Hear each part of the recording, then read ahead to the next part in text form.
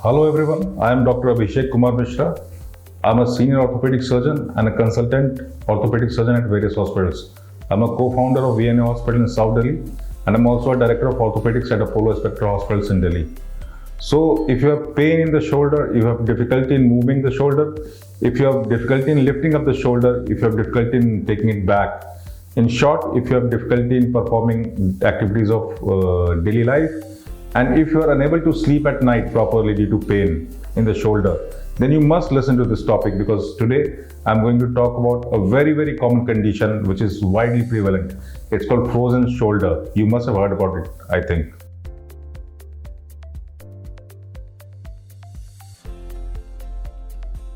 So frozen shoulder, as we all know, the name all of us have heard. It's also called periarthritis or adhesive capsulitis. The name itself is explanatory. Adhesive capsulitis. Basically, this is the shoulder joint, right? This is the ball of the shoulder joint. This is the socket of the shoulder joint. So to give it a stability, to give it depth, God has provided us with a capsule around the joint. And if the wall of the capsule becomes thickened, if it gets sticky, then we have this condition called periarthritis or adhesive capsulitis. Patients generally have difficulty in lifting up the shoulder beyond a certain degree, and also they have a difficulty in bringing back the shoulder. So when we examine the patient, we check the movement of the patient and we see whether the patient has difficulties in certain movements or not.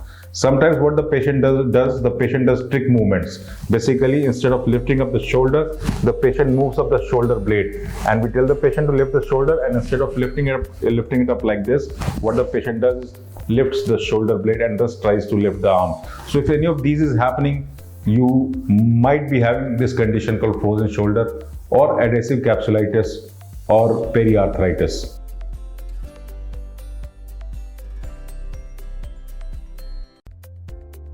In this condition, patients generally have difficulty in moving the shoulder.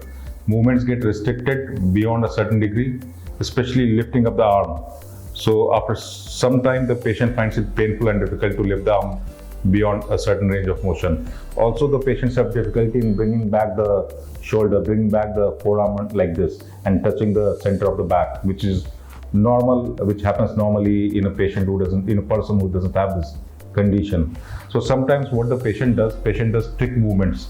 Suppose we tell the patient to lift up the arm and show, instead of lifting up the arm like this, patient lifts up the shoulder blade or a scapula and bends on one side just to show that there is movement, or just to confirm to himself or herself that there is movement of the shoulder. So this condition called periarthritis or adhesive capsulitis or frozen shoulder results in movement and stiffness which might be disabling.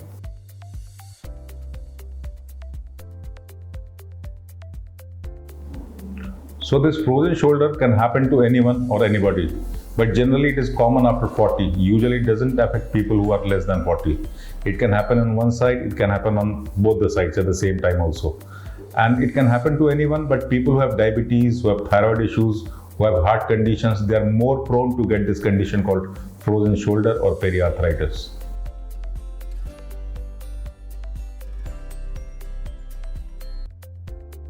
So frozen shoulder usually starts with pain in the shoulder, which might be mild to begin with, but generally the pain becomes severe over a period of time. And this condition called frozen shoulder, the natural history says that once it starts, it might take anywhere from 6 months, 9 months to up to 3-4 years to resolve. So first stage is the freezing stage, when the patient primarily has pain and slight restriction of movement. And this freezing stage can develop into frozen state, in which the patient has mostly difficulty in movement, but the pain becomes bearable or much less than before.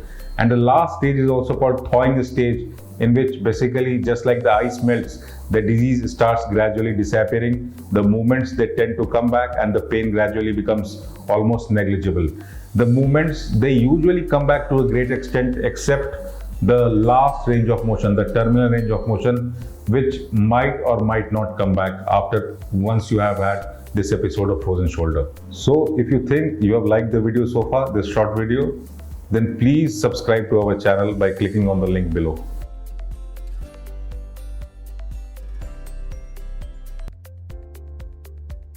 The initial treatment or the first line treatment of frozen shoulder is usually physiotherapy supplemented by certain medication like anti-inflammatories. And we have to ensure that whatever movements are left, we try to conserve that, further stiffness does not develop. And also we try to control the pain by giving anti-inflammatories. So the need for physiotherapy and anti-inflammatories might be prolonged in this condition, because this condition usually stays for a very long time.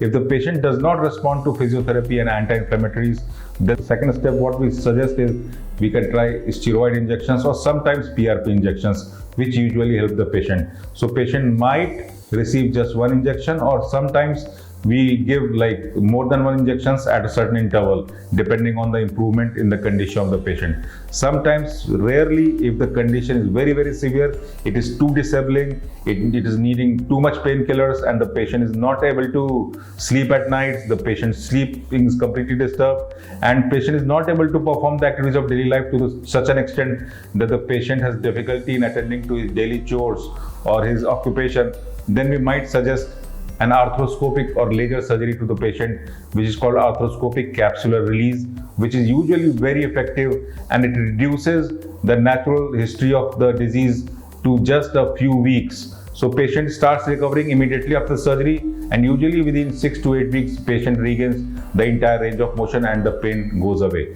So this surgery called arthroscopic or laser surgery, the arthroscopic capsular release or arthroscopic treatment of frozen shoulder is generally reserved for those patients who have severe condition or who have severe pain and stiffness.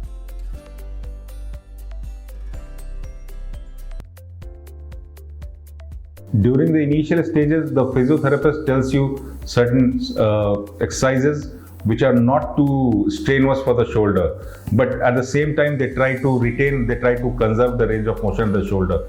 You can do like these exercises, like you can go on the wall like this, just try to increase the range of motion. You can use shoulder wheels, like which are very commonly available at a physiotherapy center, or you can try pulleys, or you can do gentle range of motion exercise at the shoulder. The idea is not to do very strenuous exercises, and exercises with weights are not recommended in frozen shoulder because they might further aggravate the pain.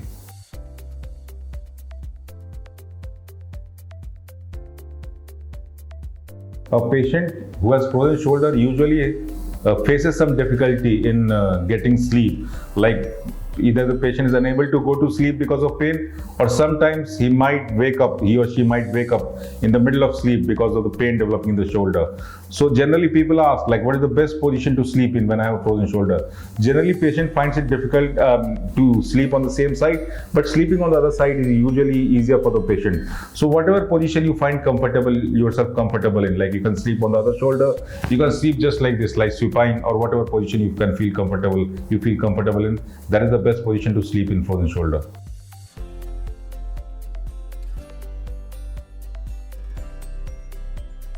So many patients, they ask what are the do's and don'ts in frozen shoulder.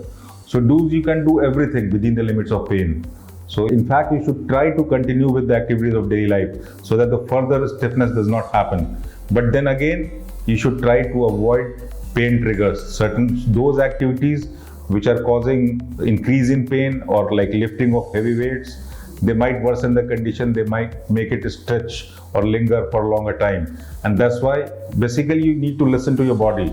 If you can do something easily or with relative ease or with minimal pain or discomfort, you should continue doing that. Don't stop all your movement, because immobilization or a still shoulder, a shoulder which does not move, further propagates this condition. So you should try to make the movements to the extent which is being accepted by the body. At the same time, you should not do something which is very strenuous for the shoulder. And gradually, usually this condition recovers. If your condition is very bad, opt for surgery, you will get a very fast relief. If your condition is not so bad, you can continue conservatively without surgery with some medication and physiotherapy, or at the most certain injections, and you will certainly recover. So my message at the end of the video is, if you have any of these conditions, like any of these symptoms which I described initially in the video, please do consult your orthopedic surgeon. Thank you very much.